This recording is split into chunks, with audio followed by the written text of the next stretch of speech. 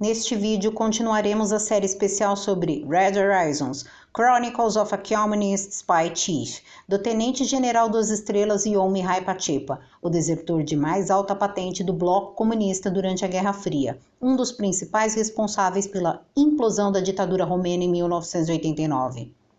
Ao final do vídeo anterior, antecipei que para este segundo traria os métodos sórdidos empregados pelo Serviço de Inteligência Externa da Romênia para cooptar agentes, inclusive contra a vontade.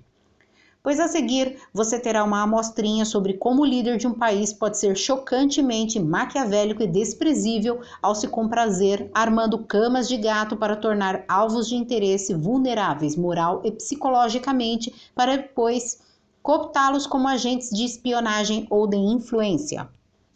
No trecho de Red Horizons que lerei adiante, é narrado uma tarde de março de 1978 no escritório de Nicolae Ceausescu, com a presença deste, seu chefe de gabinete Constantin Manea, o próprio Mihai Pacepa e outros dois generais tendo, digamos, uma bastante curiosa conversa. Episódio de hoje, Romero tem que ser recrutado. Manea telefona para Mihai em casa, pedindo que vá até o escritório de Ceausescu.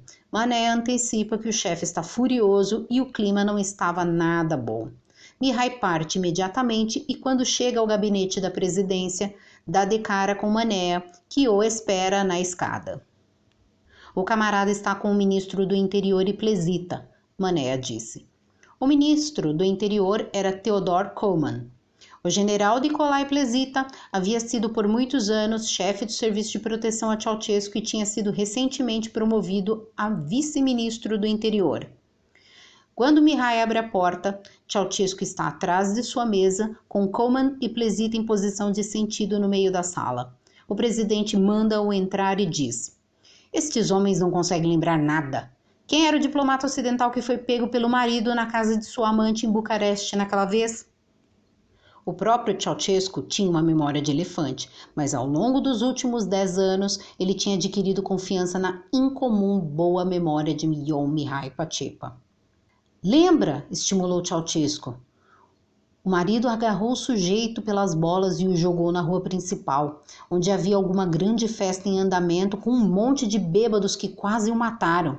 Você sabe, aquele diplomata ocidental que fala romeno e nos deu tantas dores de cabeça. Mihai responde que era o conselheiro grego e Ceausescu confirma. A seguir, pergunta quem era o marido que dera o flagrante. Mihai responde que o marido, entre aspas, era na verdade o coronel Marinescu, diretor adjunto no Diretório de Vigilância da Securitate. A Securitate era a temida polícia secreta romena, que durante o regime de Ceausescu chegou a ter 11.000 oficiais e 500 mil de informantes. Ceausescu continua. Isso, o conselheiro grego, Romero tem que ser recrutado. Tenho certeza de que sucumbirá. Afinal, foi ele quem deu o primeiro passo. Mas se ele eventualmente recuar, então você terá de lidar com ele como fez com o conselheiro grego. Instrua sua namorada romena a convidá-lo para seu quarto de novo. Quando estiverem no meio de uma boa transa, o irado marido deve chegar à cena. Marinescu deve flagrá-lo nu na cama dela, agarrá-lo pelas bolas e jogá-lo na rua, gritando que ele estuprou sua esposa. Policiais disfarçados esperando do lado de fora devem cuidar da punição do estuprador. Você, Plezita, você o faz, do jeito que fez com Goma. Mihai conta que Paul Goma é um dissidente romeno que tinha frequentemente evocado a ira do presidente e foi vítima da mesma arapuca. Ceausescu prossegue. Com Goma na época você usou um sujeito que era boxeador pela Dinamo. Não foi isso, Plezita? Mihai explica que Dinamo era o clube esportivo do Ministério do Interior. Plezita confirma. Capitão Horst Stumpf. Agora ele está alocado como miliciano em Bucareste. Ceausescu continua. Muito bom.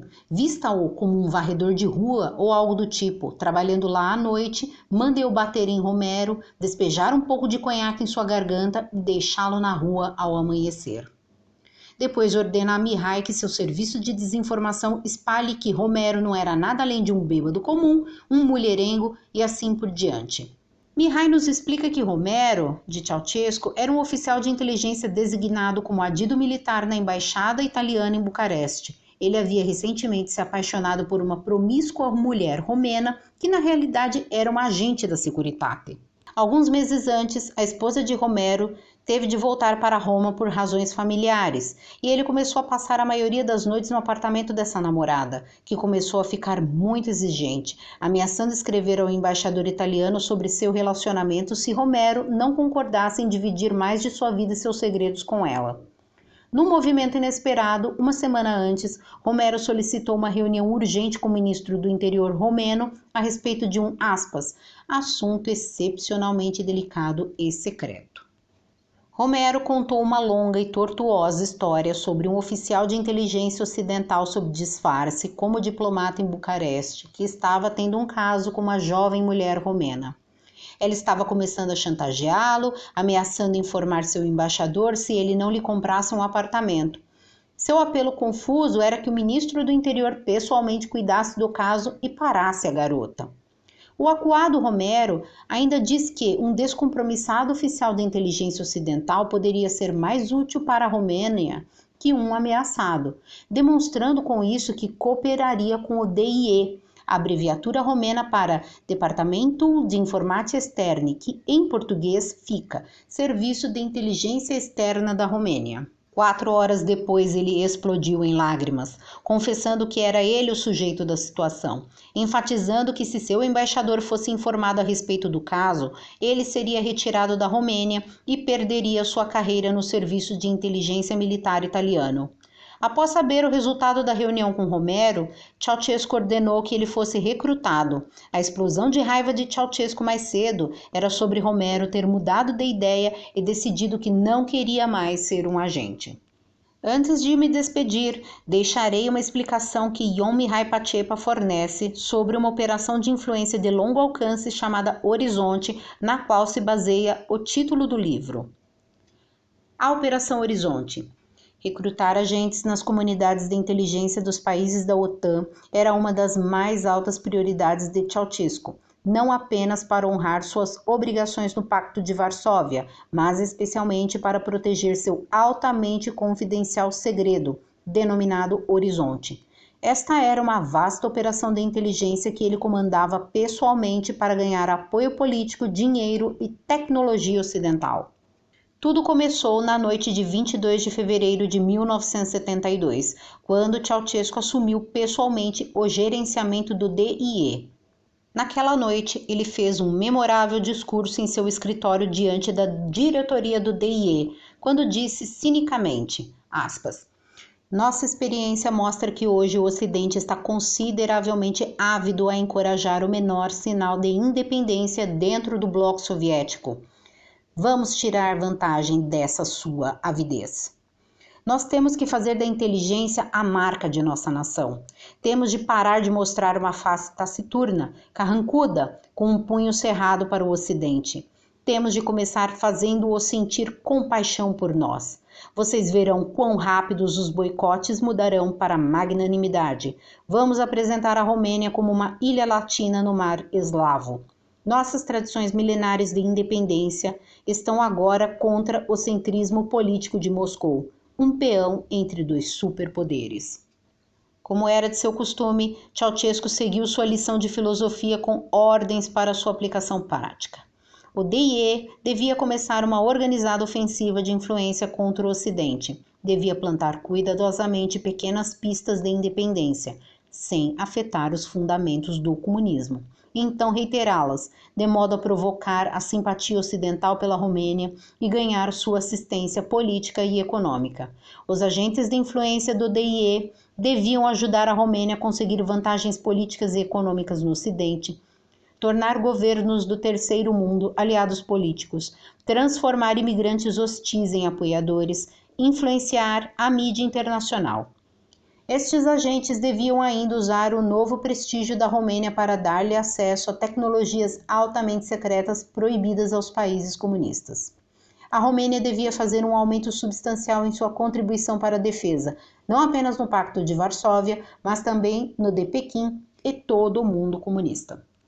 No dia seguinte a este histórico discurso, Ceausescu aumentou o organograma do DIE de cerca de 700 para mais de 2.800 oficiais de inteligência. Ele também subiu seu orçamento, pagou em moeda forte mais de 8 vezes o valor anterior. Ele relegou as tradicionais atividades de inteligência no exterior do DIE para o segundo plano, definindo as operações de influência como a principal atividade do departamento. Horizonte era o codinome que o próprio Ceausescu deu a esta operação, uma de muitas magistrais operações de embuste e influência que ele mesmo construiu, tijolo a tijolo, começando em 1972. Sua proposta era dar ao Ocidente a ilusão de que a Romênia era um novo tipo de país comunista, independente de todo o mundo, inclusive Moscou, que merecia ser apoiada pelo Ocidente, assim como para criar rachaduras nas paredes do bloco soviético.